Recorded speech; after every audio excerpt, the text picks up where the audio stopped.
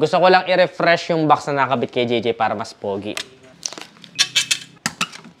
5,900 pesos. Available din ito sa aming Shopee, NediShop. Pwede kayong mag-visit dito sa aming physical store, NediShop, Santa Rosa, Laguna. Since may carbon parts naman tayo sa aking NMAX, ay lagyan na rin natin ng carbon heat guard.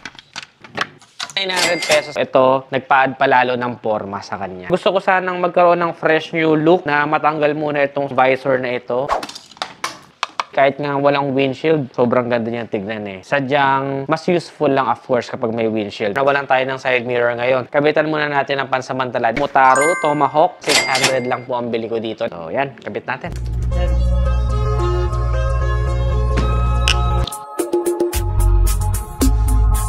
NMAX 155. Nandiyan pa rin pala yung aking old na box. If meron sa inyong mga netizens dyan na trip yon or di naman ganun kaselan, pwede nyo i-comment dyan or PM kami. Bigay ko na sa inyo.